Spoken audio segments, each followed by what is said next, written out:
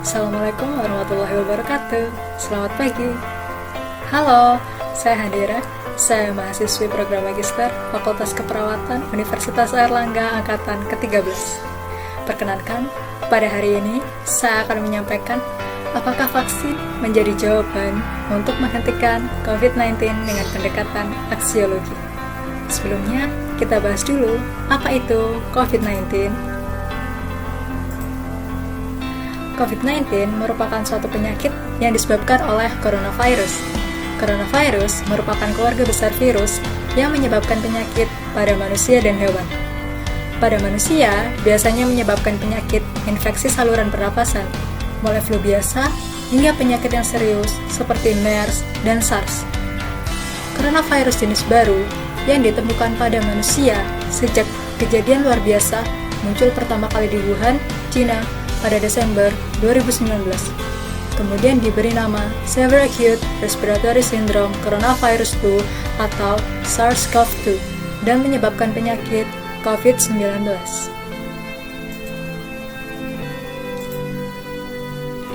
Lalu, seberapa bahaya jika seseorang terkena COVID-19?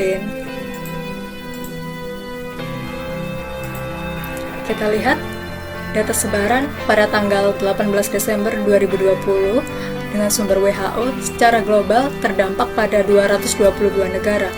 Total populasi yang terkonfirmasi COVID-19 sebanyak 73.575.202 jiwa, dengan total yang meninggal 1.656.317 jiwa. Di Indonesia sendiri, kasus yang positif sebanyak 650.197 jiwa, total yang sembuh 531.995 jiwa, dan total yang meninggal sebanyak 19.514 jiwa. Dengan jumlah yang meninggal sebanyak 19.000 merupakan angka yang tidak sedikit atas terjadinya pandemi COVID-19. Selain itu, terdapat dampak yang akan terjadi pada kesehatan, dampak jangka panjang akibat terkena COVID-19.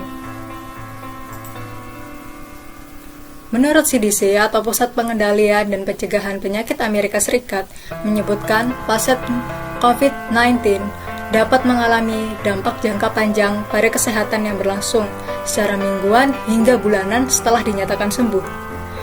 Beberapa dampak jangka panjang yang banyak dilaporkan yaitu kelelahan, kesulitan bernapas atau sesak napas, batuk, nyeri sendi, nyeri di dada. Beberapa laporan lainnya mencakup kesulitan berpikir dan konsentrasi, depresi, nyeri otot, pusing, demam intermiten, jantung berdebar cepat atau berdebar kencang. Selain itu, CDC juga melaporkan bahwa dampak jangka panjang serius yang mempengaruhi sistem organ tubuh secara beda-beda. Pada sistem kardiovaskular, terjadi radang otot jantung, sistem pernafasan, terjadi kelainan fungsi paru. Pada ginjal, muncul cedera ginjal akut. Pada dermatologis, muncul ruam, rambut rontok. Pada neurologis, dapat terjadi masalah penciuman dan rasa, masalah tidur, kesulitan konsentrasi, dan masalah memori. Pada psikiatri, seseorang dapat menderita depresi, kecemasan, hingga perubahan mood. Setelah kita mengetahui dampak apa saja yang disebabkan oleh COVID-19, ada baiknya kita mengetahui bagaimana cara penularan COVID-19. Cara penularan COVID-19 yang pertama adalah dari droplet. Droplet merupakan sebuah cairan yang diperoleh dari seseorang yang mungkin berbicara. Nah, yang kedua adalah kontak fisik. Dengan kita menyentuh orang lain dapat menjadi salah satu cara penularan terkena COVID-19. Lalu yang ketiga adalah dengan sentuhan. Jangan sekali-sekali kita menyentuh mata, hidung, dan mulut tanpa mencuci tangan terlebih dahulu, karena ketiga organ tersebut memiliki membran mukosa yang dapat menjadi tempat transmisi terjadinya COVID-19. Apa saja tanda dan gejala dari COVID-19?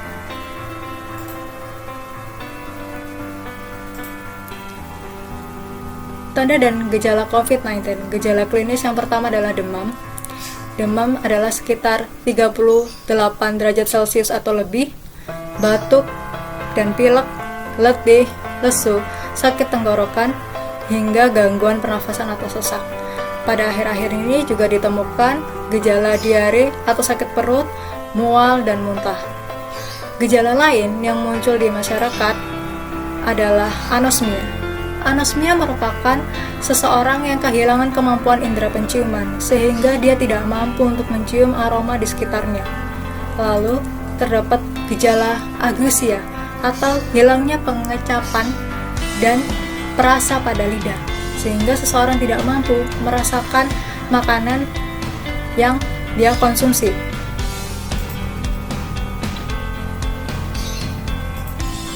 Nah, ilmu pengetahuan dalam COVID-19 tentu saja banyak. Nah, kita akan menggunakan pendekatan aksiologi. Aksiologi merupakan azas pemanfaatan pengetahuan atau ilmu untuk kemaslahatan umat. Salah satunya adalah dengan pembuatan vaksin untuk COVID-19. Sebelum kita membahasnya, kita bahas dulu apa itu vaksin. Vaksin merupakan produk atau zat yang dimasukkan ke dalam tubuh manusia yang akan menstimulasi sistem kekebalan tubuh manusia atau imunitas. Nah, mengapa vaksin itu penting?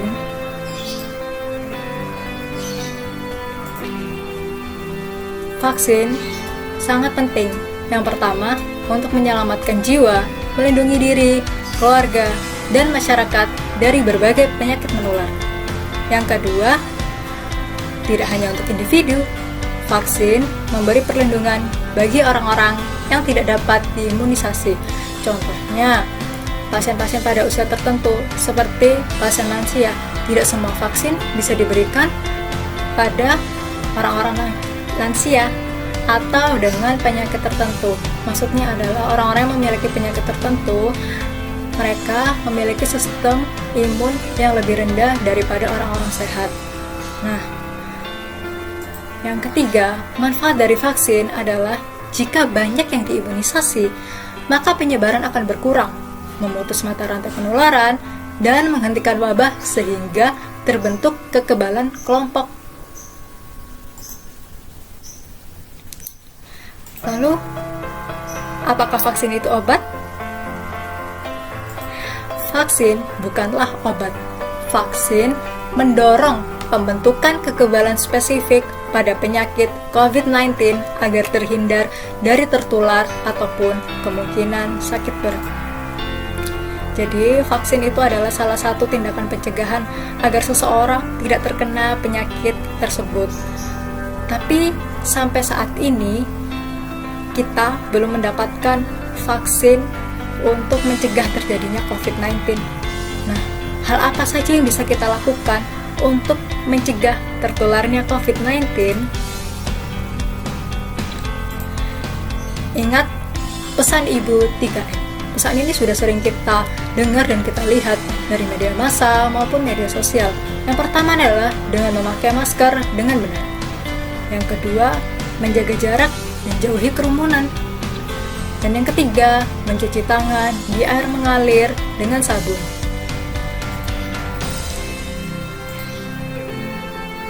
Kesimpulannya, vaksin merupakan salah satu tindakan pencegahan agar tidak terkena COVID-19. Namun, sampai saat ini kita masih belum mendapatkan vaksin. Yang bisa kita lakukan adalah dengan pakai masker, jaga jarak, cuci tangan, dan di rumah aja perlu dilakukan secara bersamaan untuk meningkatkan efektivitas pencegahan diri kita tertular atau menulari orang lain. Melalui vaksin, diharapkan pandemi COVID-19 dapat segera berakhir dan kondisi dapat kembali normal seperti semula. Terima kasih. Sekian dari saya. Wassalamualaikum warahmatullahi wabarakatuh.